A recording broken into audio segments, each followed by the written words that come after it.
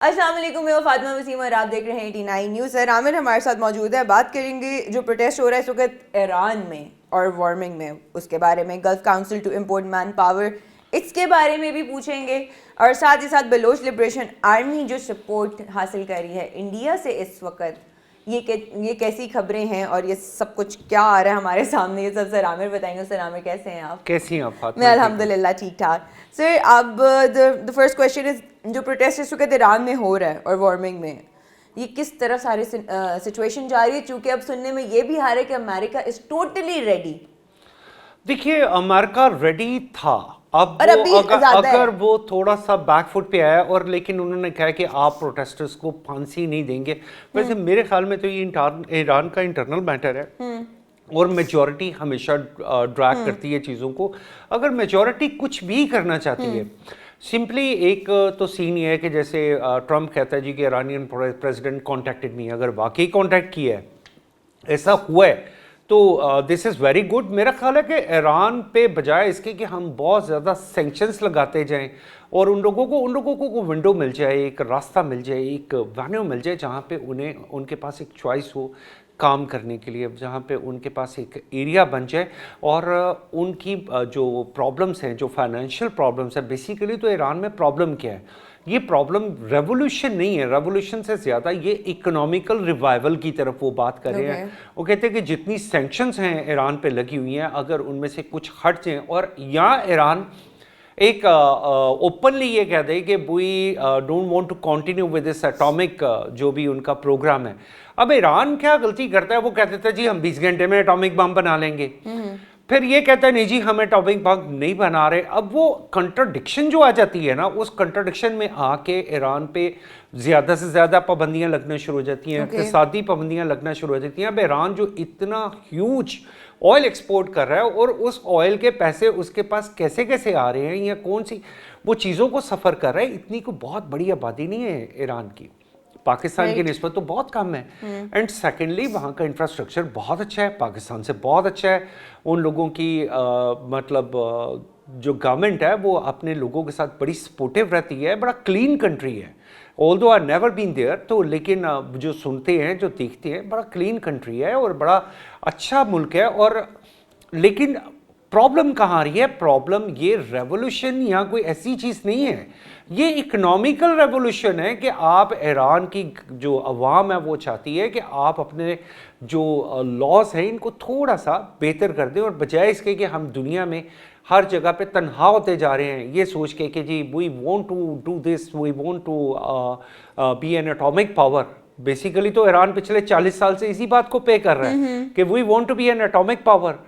और अब अगर अभी भी वहाँ पे क्लैशेस हैं, और आई स्केयर्ड कि these clashes should not ignite again. ये अगर दोबारा इग्नेट हो गए तो ये रुकेंगे नहीं, और इसका एक कॉन्सिक्वेंसेस, क्योंकि we are sharing a border with Iran. No doubt Iranians as a nation they love us, तो उनका हमारे साथ एक बहुत प्यार का रिश्ता है। लेकिन उसके बावजूद अगर ये क्लैशेस यहाँ पे दोबारा इग्नेट होते हैं तो हम एक बिल्कुल बॉर्डर पे खड़े हैं, और बॉर्डर का मतलब ये है कि उसके कोई ना कोई कॉन्सिक्वेंसेस ऐसे होंगे जो पाकिस्तान तक आएंगे ज़रूर। But right now I feel कि ईरान का जो मैटर है, ये मैं अपनी ऑब्जर्वेशन दे रहा हूँ। ये फिर मेरी वही जो चिड़िया कौवे वाली कहानी हाँ है, जी, चिड़िया कौवा चुड़ैल, सब कुछ ये मेरा ज़ाती तौर पे ख्याल ये है कि ये वक्ती तौर पे तो ऐसा हुआ है, लेकिन ईरान की गवर्नमेंट के पास कोई इतना बड़ा मैकेनिज्म नहीं है, फाइनेंशियल मैकेनिज्म नहीं है, unless they don't step down from that all hard lines. तो उनको या तो एक साइड पे तो ज़रूर जाना पड़ेगा, तो अदरवाइज ये जो क्लैशेस हैं इट मे इग्नेट अगेन, ये दोबारा हो सकते हैं। अच्छा सर, एक ना प्रोडिक्शन आ रही है काफ़ी अर्से से, मतलब कि अगर आप रील्स में देखते जाएं डूम्सडे प्लेन काफ़ी अर्से बाद नज़र आया, फिर कोई हफ्ते दो बाद फिर दोबारा नज़र आया, और कहते हैं कि ये मतलब कि ऐसा प्लेन उन्होंने बनाया है कि अगर रेस्क्यू करेगा तो सिर्फ प्रेसिडेंट ऑफ अमेरिका को ही रेस्क्यू करेगा, अदरवाइज नहीं। और ये एक आप कह सकते हैं इंडिकेशन है कि कुछ बड़ा होने वाला है। वर्ल्ड वॉर 3 की भी साथ प्रेडिक्शंस आ रही हैं, सब कुछ आ रहा है। ऐसी सिचुएशन में पाकिस्तान क्या ईरान का साथ देगा या यूएसए का? देखिए, पहली बात तो ये है कि हमें अपने नेबरिंग कंट्री हमारा इस्लामिक ब्रदर है, we need to stand with it. ऐसा ही है। हमें और सबसे ज़्यादा मैं तो प्रेफर करूंगा पाकिस्तान शुड स्टे इम्पार्शल।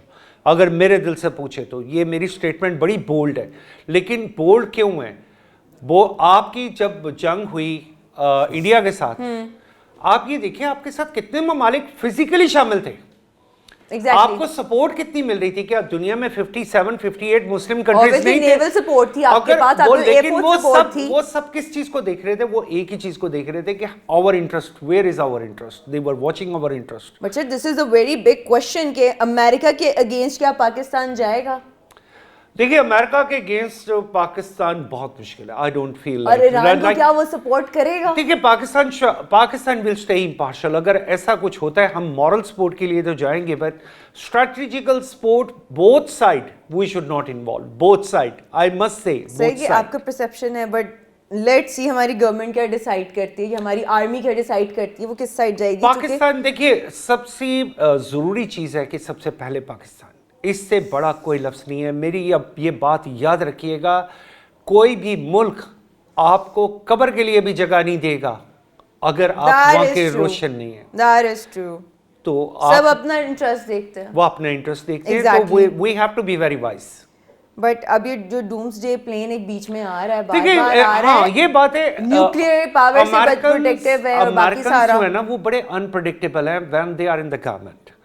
अच्छा वो बड़े काइंड हैं जब आप उनकी सोसाइटी में मूव करते हैं, लेकिन वो बड़े ब्रूटल हो जाते हैं जब उनकी स्ट्रेटेजिकल इश्यूज होते हैं। अच्छा उसमें फिर वो इतने ब्रूटल हो जाते हैं, अब वो हर चीज़ को इमेजिन करना शुरू कर देते हैं कि एक एलियन पावर भी आ सकती है, वो आके इस तरह ज़मीन पे ये कर सकती है। वो इतने इमेजिनेटिव हो जाते हैं कि उनको बैठे बैठे ऐसे लगता है कि ये छत भी नीचे गिर सकती है। 3D मूवी चल रही है ना? हाँ 3D मूवी चल रही है, और वो थोड़ी देर बाद ये महसूस करके कि छत गिरने लगी है, वो उस कमरे से इवैक्यूएट भी कर जाते हैं। तो ये 3 डूम्स जो प्लेन है ये उनकी, it is all in an imagination के नहीं, that is not an imagination जो ये हमारे पास, this is all in an if I'm going to imagination. get any link now मैं आपके साथ शेयर करूंगी उसका। मैं आपको प्लेन इवन सारी न्यूज़ पे ये highlighted है। कोई भी चीज जब आपकी ये सारी डिस्ट्रक्शन, मैसिव डिस्ट्रक्शन होती है, तो वो प्लेन में बैठ के वहां का प्रेसिडेंट एक अकेला पूरे मुल्क को 33 करोड़ लोगों को, 34 करोड़ लोगों को, मतलब वो क्या कहेगा कि मैं स्काई में हूँ?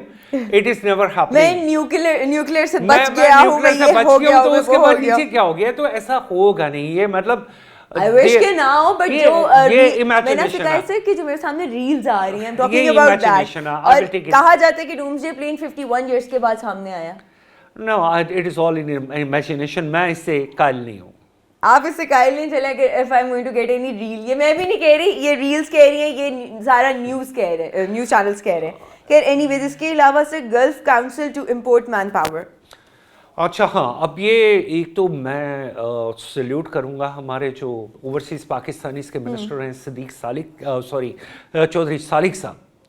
चौधरी सालिक साहब चौधरी शुजात के बेटे हैं, फर्जंद हैं, वेरी वेल एजुकेटेड। मेरी उनसे मुलाकात भी हो चुकी है, तब वो CPAC को देख रहे थे और अनएक्सपेक्टेडली ही was such a decent personality. मुझे उनसे मिलके बड़ी खुशी हुई और मुझे पता लगा कि वो कुछ करना चाहते हैं।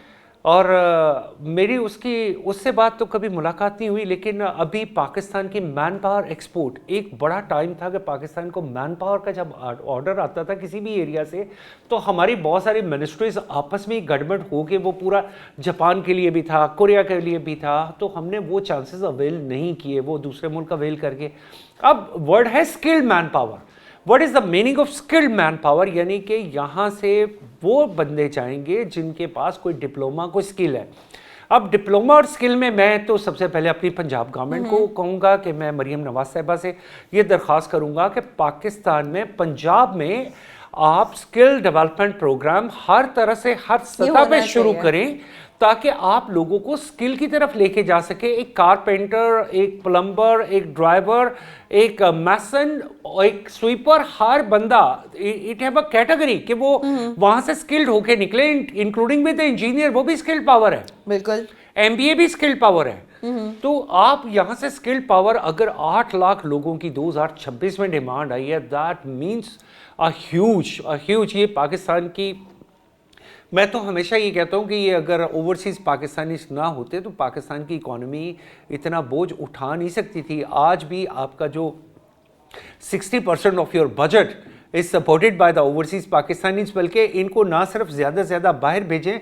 मैं तो अपील करूँगा चौधरी सालिक साहब से कि यहाँ पे बहुत सारे इंस्टीट्यूट्स बनाएं। मैडम मोहतरमा मरियम नवाज शरीफ साहबा से भी ये कहूँगा कि मैडम को चाहिए कि जितनी एजुकेशन है, मैं एम्फोसाइज करता हूँ कि 8वीं क्लास के बाद जितनी एजुकेशन है उसको टेक्निकल एजुकेशन में कन्वर्ट कर दिया जाए, बजाय इसके कि आप बहुत सारे फॉर्मेट बना के लोगों को, और उसके बाद वो बीए की डिग्री हाथ में पकड़ के और एक पीएन की और एक कासिद की जॉब के लिए कोशिश कर रहे होते हैं, जो कि बड़ा अनफेयर है। उससे बहुत बेहतर है कि अगर उनके पास कोई टेक्निकल हुनर है तो वो क्या कर सकते हैं, वो अपनी इकॉनमी में ना सिर्फ ओवरसीज जाके बल्कि पाकिस्तान में भी रहते हुए बहुत अच्छा काम कर सकते हैं। राइट। और sir, Baloch liberation army, they are getting support from India. अच्छा, ये खबर अब देखिए कि टीवी पे भी आना शुरू हो गया, वो लोग ऑन पिक्चर भी आना शुरू हो गए।